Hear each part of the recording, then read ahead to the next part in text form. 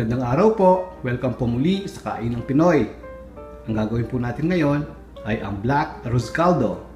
Medyo iibahin po natin ang version ng arroz caldo natin. Imbis na gagamit po tayo ng white rice, black rice po ang ating gagamitin.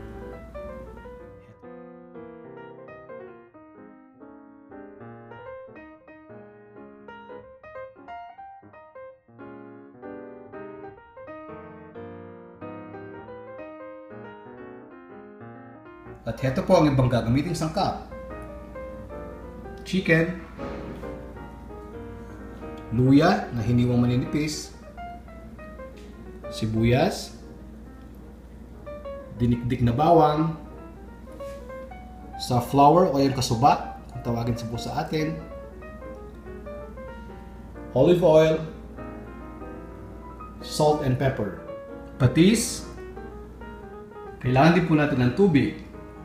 At para naman po sa toppings natin, kailangan po natin ng bawang na hiniwang maliliit, hiniwang maninipis na sibuyas, hard-boiled egg, hiniwang dahon ng sibuyas, at yung lemon po para pampaasim. Initin na po natin ang kaldero. Olive oil po pag mainit ng ating kaldero. Bawang po. Mainit na ating mantika. Pag nagbo-brown na po ang bawang, ilagay na po natin ang ating sibuyas. Pwede na rin po natin isunod kaagad ang ating luya. Pagkatapos po ng luya, ilalagay na po natin ang chicken.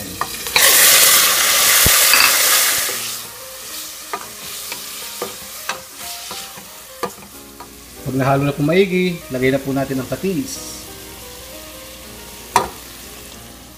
Haluin po muli natin.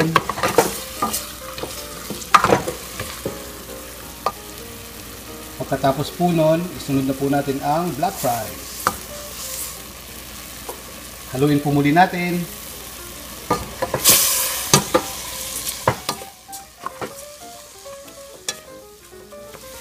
Pag nahalo na po ang itim na bigas, lagyan na po natin ng tubig. Make sure po na nasa mahinang apoy lamang ito at atin po itong takpan. Hintayin po natin maluto ang rice. Pero from time to time po, i-check po natin at halu-haluin natin para hindi po magdikit ang kanin sa bandang ibaba po ng ating kaldero.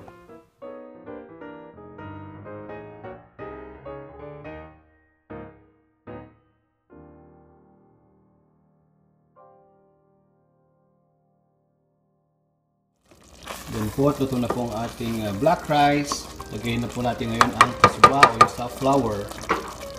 Hindi na po kayang baguhin ang kulay ng kasuba ito. Pero ang kasuba po kasi talagang nag-a-add po ng flavor sa ating arroz caldo. Lagyan na rin po natin ng konting asin dahil meron ng patis to kanina. At black pepper po.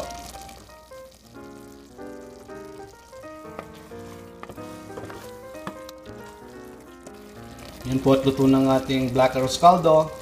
Gagawin naman po natin ngayon ang toppings. Magpainit po tayo ng mantika sa mahinang apoy at ilalagay na po natin ang bawang, sibuyas,